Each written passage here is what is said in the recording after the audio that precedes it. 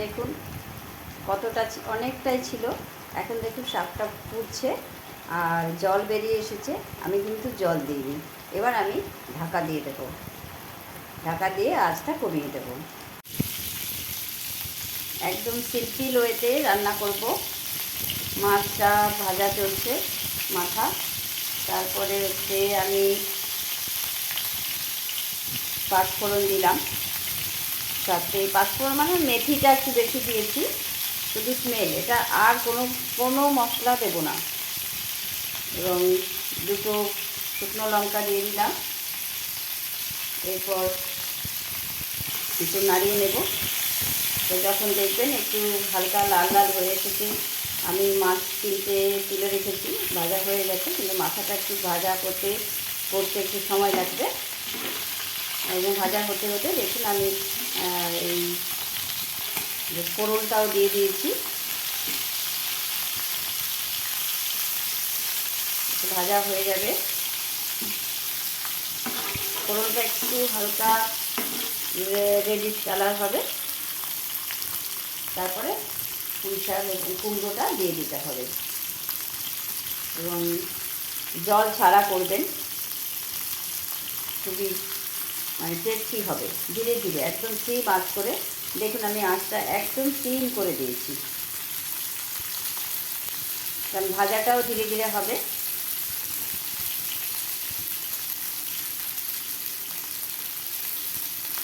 ভাজা প্রায় হয়ে এসছে। এবার আমি পুঁই শাকটা দিয়ে দেবো।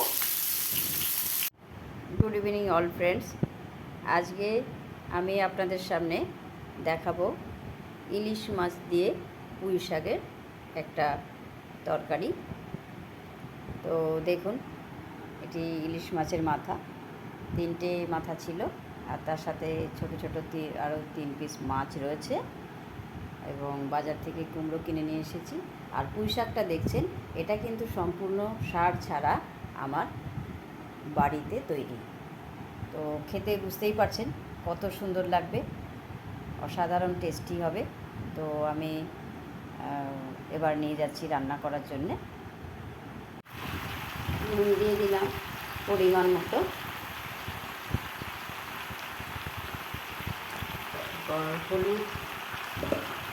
হলুদও তাই। আর একটা কথা বলা হয়নি, আমি এটাই কিন্তু আলু দিইনি, আলু ছাড়া এবং কোনো মশলা ছাড়া। আদাও লাগবে না, জিরের গুঁড়ো লাগবে না। ইলিশ মাছে আদা দিলে ইলিশ মাছের গন্ধটাই চলে যাবে, মানে ইলিশ মাছের যে সুন্দর একটা স্মেল, সেই স্মেলটা চলে যাবে। তো দেখতে থাকুন।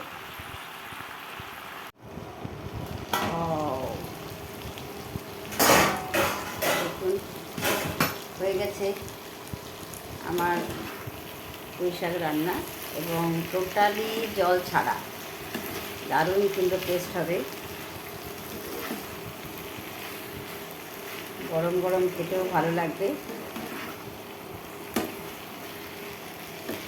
আমি যেহেতু কুমড়ো দিয়েছি, তো এখানে কোনো চিনিও দিলাম না, এবং নুনটা টেস্ট করিনি, আশা করি নুন ঠিক হবে। তো দেখুন, এমন করে রান্না করে খাবেন, দারুণ দারুণ টেস্টি হবে।